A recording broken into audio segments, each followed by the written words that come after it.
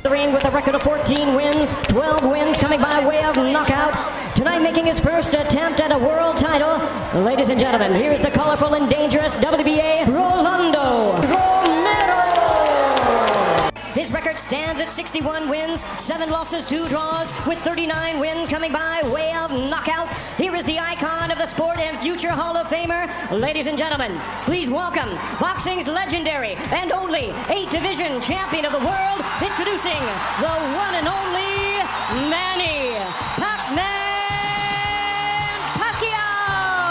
Maraming nababahala sa mga nagiging hakbang ng ating pambansang kamao Manny Pacquiao ngayon dahil sa parabang limitado na ang kanya na namang pagsasanay na gagawin upang mapaghandaan ng gusto ang kanya ngayong paparating na mabigat na laban dito sa 147 pounds welterweight division na kung saan ay 3 buwan nga lang ay atin pumuling makikitang lumaban ang ating pambansang kamao Manny Pacquiao sa mas batang kampyon. Sa nakaraan po kasing laban ni Pacquiao sa WBC Welterweight World Champion na si Mario Barrios ay sinabi ni Pacquiao na kulang kuno ang buwan ng kanyang pagsasanay para sa gayon ay paghandaan si Barrios. Pero dito sa pagkakataon po kasing ito mga idol, nababahala muli ang mga Pinoy dahil sa mukhang kukulangin muli ng panahon nitong si Pacquiao para sa gayon nga ay mapaghandaan ang kanyang mabigat na laban sa matunog na pangalan na kanyang kanong kakaharapin sa unang buwan ng taong 2026. O tama po kayo ng pagkakarinig mga idol, dahil sa buwan ng Enero sa susunod na taon ay muli na kunong lalaban si Pacquiao para harapin itong WBA Welterweight World Champion na si Rolando Rolly Romero. Si Romero po talaga ang napipsil na pwedeng makalaban ni Pacquiao nung mauwi sa tabla itong laban niya kay Mario Barrios. Ayon po sa mga lumabas na balita, ay nasa final na di umano na diskusyon at negosasyon ang magiging world title fight na ito. Sa mga gustong mangyari na laban ng ating pambansang kamao dahil sa mayroong pagkakataon na mabasag niya ang kanyang sariling legasiya. At yun na nga, ay ang maging pinakamatandang kampiyon dito sa 147 pounds welterweight division. At makakamit niya lamang ito sa pagtalo dito sa mas malaki at mas malakas na kampiyon na si Romero. Pero hindi po kasi biro ang kakayahan ng kampiyon na ito mga idol, na may malakas na hook at sobrang didiing mga patama. Kaya naman ay medyo mahihirapan din po talaga ang ating kababayan sa magiging laban ng ito. Lalo pa po't alam naman natin na hindi na ang prime na Manny Pacquiao ang lalaban, na mayroong mga limitadong paggalaw at ginagawa para maiwasan ang mga madidiing suntok ng kanyang kalaban. Hindi na ito yung Pacquiao na tumatalon sa magkakaibang anggulo para iwasan ang mga malalakas sa suntok ng kanyang kalaban, na kung saan ay mas tinatamaan at mas madali na ring mapatamaan ang ating kababayan. Pero mas magiging madali na laban ito para kay Pacquiao dahil sa hindi nga mahilig bumato ng jab itong si Romero. Kaya naman hindi po magiging komplikado ang mga pagpasok nitong si Pacquiao sa depensa nitong si Rolly Romero, na siguradong magre-resulta ng isang kapanapanabik na laban dito sa pagitan ni Manny Pacquiao at Rolly Romero. Hindi natin may tatanggi na itong si 8th Division World Champion Manny Pacquiao ang isa sa mga tinitingalang boksingero noon sa kanyang kapanahunan, na kung saan idala-dala ng matinding excitement sa kanyang mga laban na talaga namang hindi kaantukin sa oras na siya na ang tumapak sa ibabaw ng lona. Kaya naman hindi magkaumayaw ang mga boxing fans sa oras na siya ay mapapalaban, dahil sa siguradong titigil ang Pilipinas pag siya na ang lalaban para sa ating bayan. Ngayon sa video po kasing ito mga idol ay iihahain ko sa inyo ang isa sa pinakamabigat na laban nitong si Manny Pacquiao, ng kanyang kaharapin ang mas bata noong kampiyon at may hawak ng WBO o World Boxing Organization welterweight world title belt na si Jessie Vargas. Itong si Pacquiao ay nagbalik sa kanyang pagre-retiro dahil sa na-miss di umano niya ang boxing, at sa kanyang pagbabalik ay agad-agad po nitong sinagupa ang kampiyon na si Jessie Vargas. I'm happy to be back. I feel lonely and sad when you are thinking you're not longer active with the sport of boxing. You know, I want to box. I want to continue because Sa laban na ito mga idol ay maraming naniniwala na hindi na kaya di umano nitong si Pacquiao makipagsabayan sa mas batang kalaban. Lalo pat itong si Vargas ay nasa kanya na ngayong kapanahunan na kung saan ay nag-uumapaw ang kumpiyansa ng kampiyon na ito na kanya di umanong tatalunin lamang sa laban ang 8th Division World Champion na ating pambansang kamao na si Manny Pacquiao. Let's come out victorious and to show that I'm the best in the welterweight division. What have you done to prepare for Manny? What have I done? What have we done? My team and I have prepared tremendously in a great way, and we look forward to performing well because that's what we work for. You know, and this November 5th, this Saturday night, tomorrow night, we're going to give the fans a great performance, and we plan to come out victorious. We worked hard for it, and we have no doubt that that will be the outcome. Walang kaalam-alam si Vargas na hindi pa rin nawawala ang bagsik nitong si Pacquiao. Kaya naman po yung mararanasan ng kampiyon na ito ang pagkatalo na hindi niya pa nararanasan sa kanyang talang buhay. Kaya naman ay huwag po natin patagalin pa at sabay-sabay po natin ngayong panoorin ang highlights ng kanilang buong naging sagupaan. Sa unang round mga idol ay medyo po nagiging maingat ang ating kababayan na si Pacquiao dahil sa aminado itong si Pacquiao na malakas din itong kanyang kalaban. Kaya naman binabasa at kinakapapa ng ating kababayan ang lakas at diskarte ng kanyang kalaban sa pagbato ng suntok.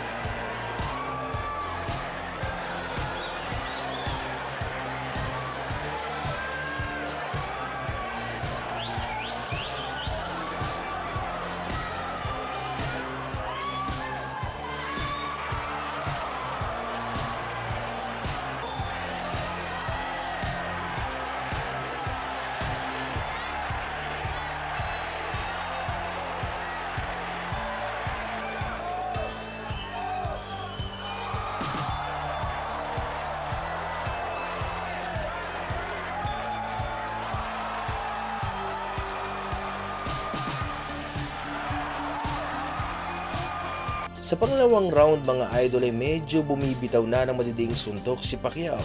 Gusto ni Manny Pacquiao na makakuha ang round 2. Kaya lamang kasi ay desidido ang kampiyon na si Jesse Vargas na makakuha ang face ng laban. Pero hindi niya inaasahan ang mangyayari dahil sa lalagapak pala ang kanyang puwetan sa lakas ng suntok na pinakawalan nitong si Manny Pacquiao.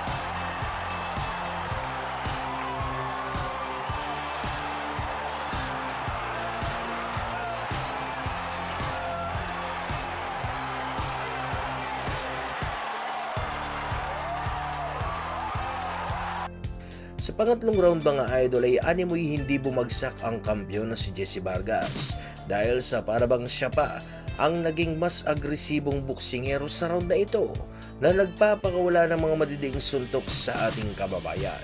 Di naman inaayaan ni Pacquiao na mangyari ito. Kaya naman malalakas na suntok din po ang pinakawala ni Pacquiao kung saan nga ay nagsimula ng maglaro ang ating kababayan.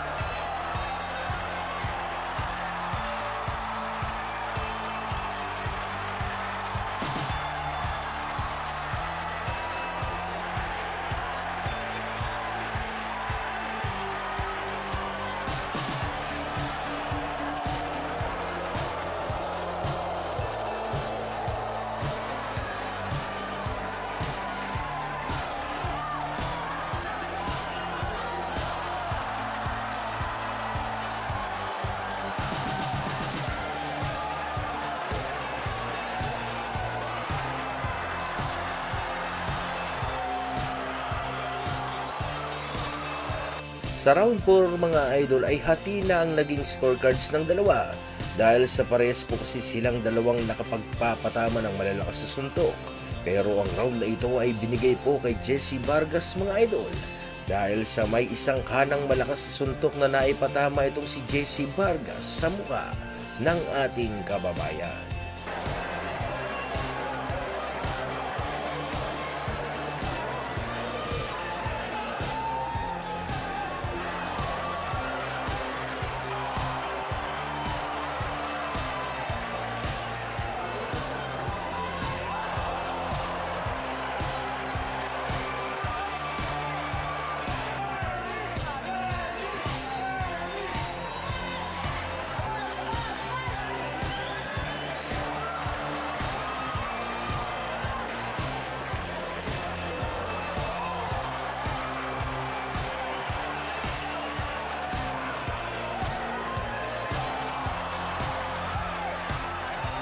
Sa round 5 mga idol ay punong-puno na ng aksyon ng laban na kung saan nga po ay nakikipagbunuan na si Pacquiao sa kanyang kalaban. Hindi naman basta-basta nagpapadaig itong si Jesse Vargas dahil sa agad-agad po kasi itong bumabato ng maraming suntok sa tuwing pumapasok na sa kanyang depensa ang ating kababayan.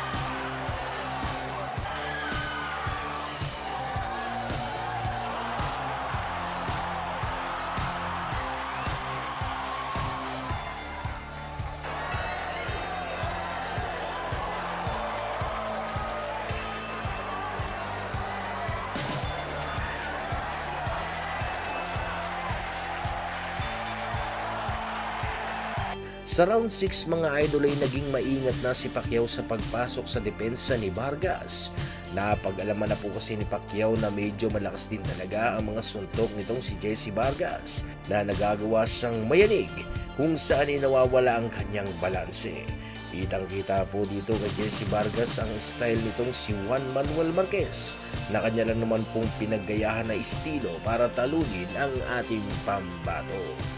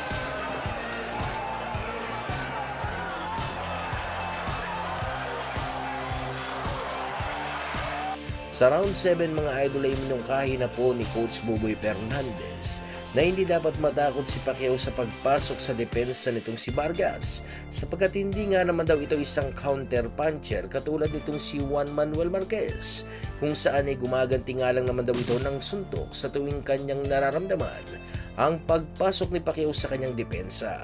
Kaya naman ay nagsimula muli ang bagyo mula sa ating pambansang kamao.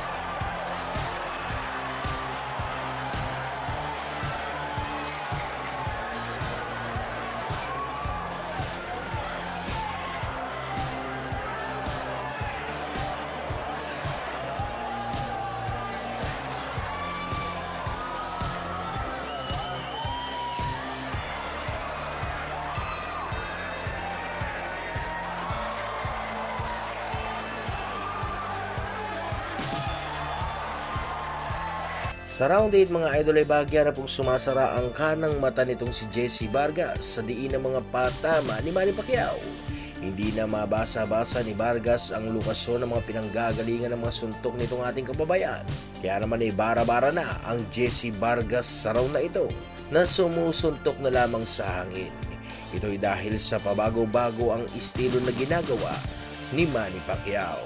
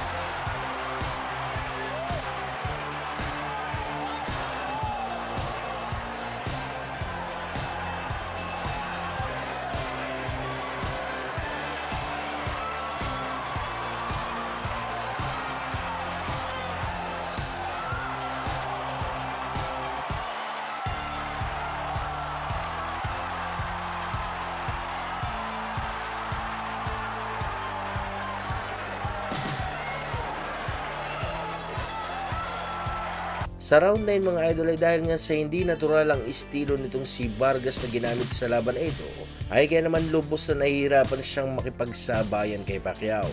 Inakala ni Vargas na sasapat ang estilo nitong si Dinamita Marquez para pahirapan itong si Pacquiao. Pero hindi po maepektibo ang estilong ito na naging dahilan kung bakit hindi po magawang makatama na ni Jessie Vargas sa malikot na si Manny Pacquiao.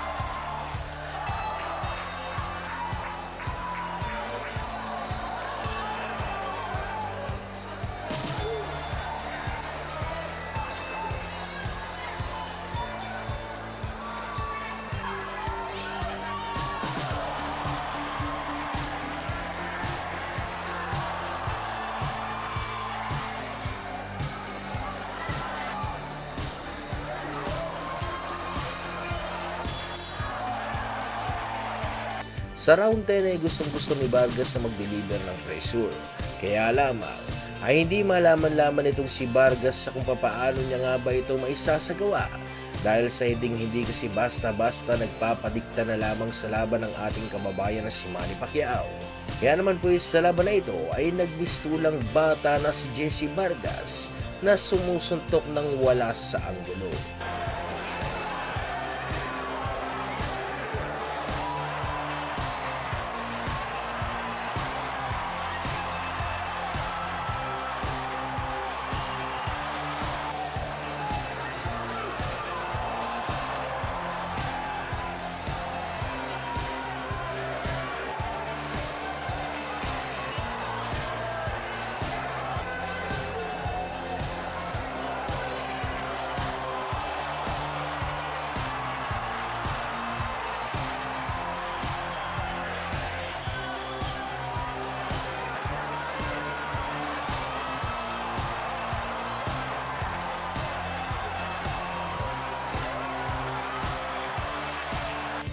Sa round 11 mga idol ay hindi na alam ni Jessie Vargas sa kung paano niya nga ba pupuruhan itong si Pacquiao.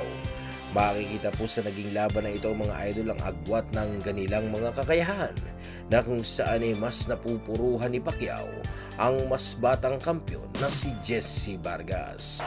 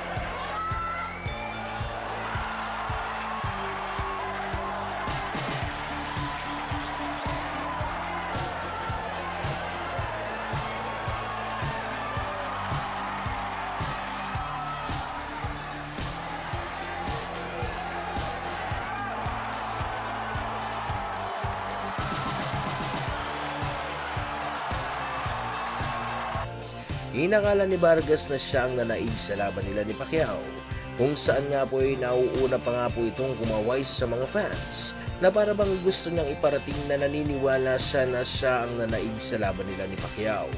Pero katulad nga ng inaasahan mga idol, ay dahil nga sa mas maraming naipatamang malalakas sa suntok itong si Pacquiao, ay kaya naman siya ang nanaig sa laban at nag-uwi ng WBO Welterweight World Title Belt.